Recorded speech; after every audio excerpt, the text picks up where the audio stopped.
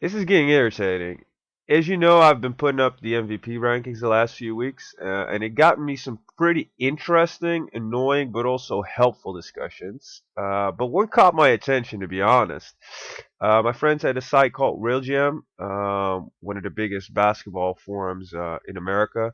They came with a very good argument, which I, under normal circumstances, would totally agree with. Um, but now I don't. Their argument was that to win the MVP award, you need at least the following three things. First of all, you need to play at least 70 games. Your team needs to win at least 50 games, and your team has to be a top three seed in your conference. Some people on the forum did the research on it and found out that most winners, I think most of the last 20 at least, have had these criteria. So they believe that will go on, for the coming years. I think the only one who did have those statistics and criteria and still won the MVP award was Steve Nash. But that basically had to do with the whole storyline where Amari got injured and Steve Nash still willed the Phoenix Suns to a good playoff berth. So they say that you need especially those three things to be able to win an MVP award. Well, so first of all, if I look into these criteria, you guys tell me that if Westbrook and Durant return, they cannot win an MVP anymore.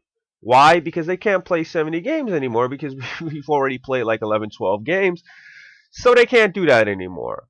So it doesn't even matter if any of those two players scores 35, grabs 10 rebounds, dishes out 10 assists, and helps move Oklahoma from like the 13th seed until say 7-6 maybe into the playoffs. I mean, I believe that given the right circumstances, they might be able to get an MVP award out of the storyline alone. I mean, just imagine the Oklahoma City Thunder being 13 and Durant and Westbrook returning and them returning to form and them having a great run in which they barely make the playoffs. I mean, if Durant or Westbrook plays fantastic, then they might have a chance to win it on the storyline alone. But according to you guys, they can't win. Okay, but that wasn't what I was talking about. What I wanted to talk about, I wanted to talk about another player. I wanted to discuss Anthony Davis. Within my MVP rankings, he has been the number one guy for the last 3 weeks. So I've been reading these posts, and on and off, people are saying Anthony Davis can't win because there is a good chance that his team will not win 50 games. There's a good chance that his team will not be a top three seed in the West. So that got me thinking again. So if I'm, say for instance, LeBron James, my team is in the East. I'm playing for Cleveland. I go 50 and 32, which is the third seed in the East. I cannot win MVP because I have won 50 games. I at least played 70 games, and my team is seated at least third in the conference. It doesn't matter that the Eastern Conference only has like two or three good teams. I mean, who is good outside of Toronto, Washington, and Cleveland?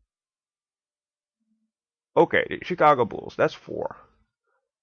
But they don't have the stuff that the Western Conference has. Yeah? I mean, if you compare like a Denver to a 13th seed team in the East, I mean, it's not even close. So that's what I'm saying. I mean, I score 50 and 32 in the East. I'm third. I can get MVP. But now I play on, say for instance, so same Denver Nuggets, and I go 50 and 32 in the West. Yeah? It's the same fucking record, same record, but now I'm ranked ninth in the West. So according to you posters, I have absolutely no chance to win MVP because I'm ninth. Although I have the exact same record as the dude um, who does have the third seed in the East, but that doesn't matter because it's not a top three seed. So basically, you're telling me that it's a lot easier to win MVP in the Eastern Conference, right? I would do it the other way around. I mean, just look at this.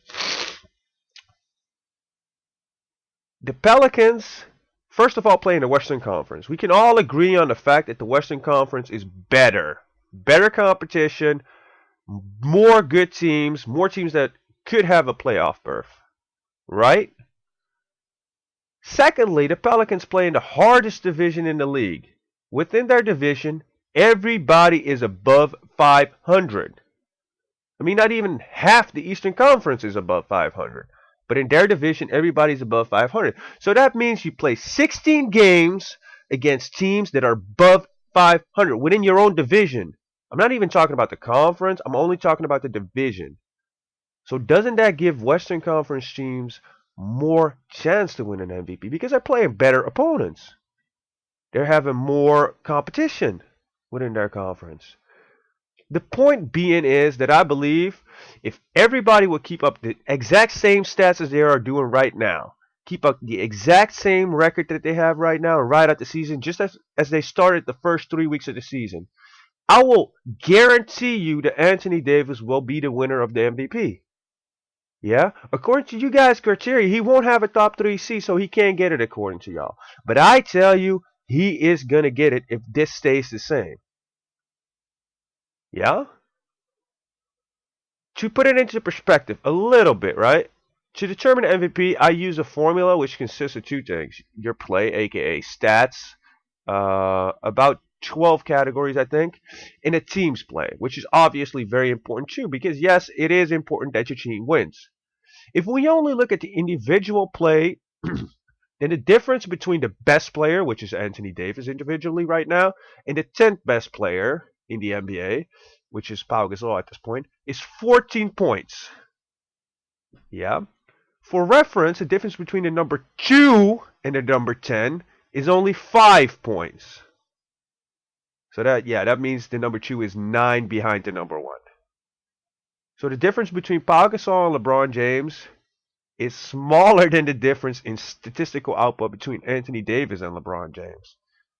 So that means the level that Anthony is playing at right now, it is out of this world. It's at a otherworldly level. Nobody is remotely close to him. So my take is this. Let's assume that they keep it up. He will win MVP even if he has only a 500 record. Why? Because of the Wild Wild West, the fact that he's so much better than anybody else. Yeah. And those criteria that you guys mentioned in this topic will go out of the window if this stays the same. But my but is, I don't think he can keep it up. That's one. And I expect a certain Cleveland figure to start doing even better, which makes it closer. And yes, then he might lose it to LeBron. But at this very point in time, if this would be the end of the season, Davis would win MVP hands down. Thanks, guys.